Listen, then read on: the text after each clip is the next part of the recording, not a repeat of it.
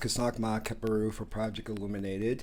I want to talk to you real briefly about racism because I think there is a lot of confusion regarding this and understanding who our real enemy is. Now, if you go on YouTube or any social media site, you'll see a lot of discussion going back and forth. You have your white supremacists talking about, killing black people, taking away black people's rights, sending them back to Africa. And then you have a lot of conversations going on within the African American community or what white people have done in terms of slavery, currently oppression, the lack of jobs, the availability of jobs, the police brutality, and the police murders. But what I want to do is take a step back and get a broader understanding of what's really going on here.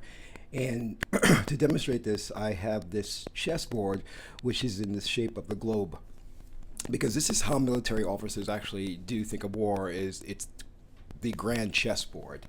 And you'll see the black pieces and the white pieces. And if you ever play chess, you know the white pieces go first. And then you have some people saying, well, that's racist. Why is the white people always going first? But what you have to understand here is this is representing something very, very important. But there also is something missing that we're not seeing. Now, I guess this is a metaphor for the battle that's going on right now for the planet. And you should realize that the majority of the planet is made up of people of color, and white people do represent the minority of people on the planet, but they do represent the majority of people in the United States. So look at this image here very closely, because you'll see that each piece has its own way it can move. And at any one time, depending on the person's intellectual level, can win the game. But what's interesting, and I want to point out, is what's missing. Who's moving the pieces? That's what we have to look at. The hidden hand is missing that's moving the pieces. So what I'm trying to tell you is that racism is a constructed concept. It was created by an oligarchy, by a ruling elite to manipulate two groups of people into a conflict, empowering one group to subjugate another group, and creating a concept or ideology that is global to keep a certain group oppressed. But even though they are empowering one group and giving them the means to suppress another group, it still doesn't mean that what that one group is doing, who is being empowered, is any less. They're still victims, in other words. So what I'm trying to say is both parties are, without realizing it, are in a game, and they're pawns in the game and being used to put against one another. And if you look at the ruling elite, their signature hallmark card is that they create conflict, whether it be World War I, World War II, and they always back one side against, well, they actually back both sides. But they will usually make the conflict extended out and arm both sides, and will definitely, within that conflict, have a victor. But no matter who wins within the conflict, they win. That's what you have to keep in mind. So you're looking at a system that's global of oppression, a system where it makes one party believe they're superior to another. But you have to understand it's been created that way, injected into society as a virus for the purpose of creating conflict, for creating disunity. And again, I point to this image and I'm saying, where is the hand that moves the pieces? That's the question that we have to ask. If we continue to look at each other, if white people continue this savagery of oppression and violence toward black people, and black people continue the anger and the vent of that frustration and trying to retaliate, what you're going to see is two sides continually fighting, whereas the hidden hand stands back and laughs. So who is the hidden hand? It's, in my opinion, the hidden hand is the all and great powerful Oz. Just as in the movie The Wizard of Oz, which is a perfect metaphor for what I'm talking about here, because we have this ruling class elite. And behind that elite, there's an evil presence there that's doing all the manipulating. Now, once we take this further and start asking the right question, who is this evil hidden power behind everything? And I think George Lucas actually tried to communicate a little bit of this to us through his films, especially The Phantom Menace. And that's what we're facing, this Phantom Menace. But if we were to align and realize that there is a system of global control, global deception, and one of total global domination, to where we are all trapped in this hypnotic state, not realizing that there's something bigger going on here that we have to deal with. And if we keep our consciousness on a lower level and looking at racism purely from a, it's all about biology, genetics, and all that. And when you start thinking about that, you miss the big picture here of what's going on. And that big picture is that you are being manipulated into a conflict.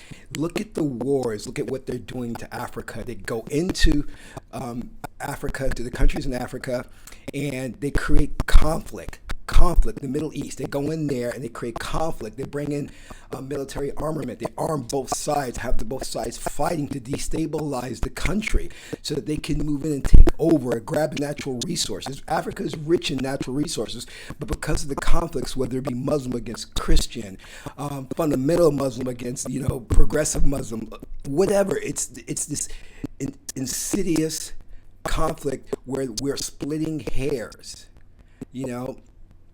traditional African religion versus Christian religion, if you're a believer in Jesus or not, or if you're a Jew.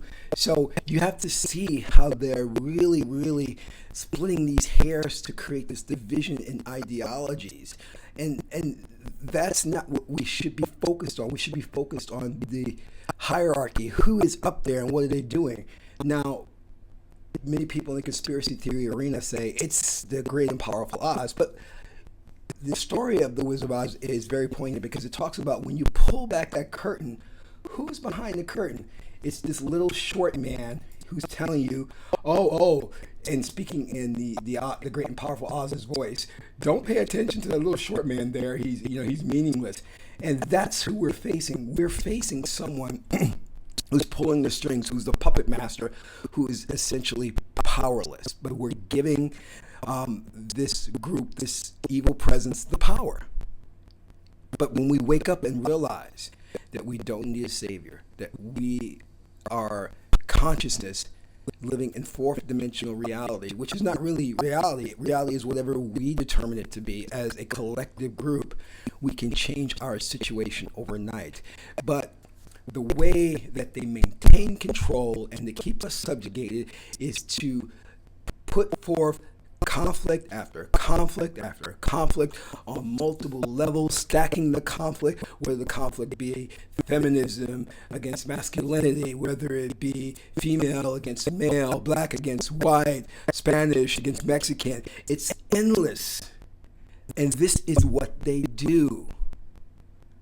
They go into entire regions and destabilize the region, and they create terrorists that way. Because when you may think a dictator is evil, but that dictator is serving a purpose and stabilizing the country and keeping the people in order. And when that dictator is removed by the United States, then the region goes into chaos, and then you have these different factions fighting for control and power, and it becomes never ending. And then eventually, it hits home in this country where we have terrorist attack.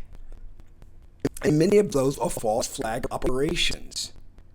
Again, we've got to look upward at the hierarchy. Where is the hand? Who is moving the pieces on the grand chessboard? When we start asking those important questions, we turn the conflict away from one another because we're all one, we're all consciousness, and we start to ask the question, what is this evil that's in control, that is manipulating everything on the planet? Because essentially that's what it's doing. And it's fooling people into believing that their enemy is their brothers and their sisters, when their real enemy is sitting back laughing, and we are all totally unaware of this thing's existence. I want you to think about that.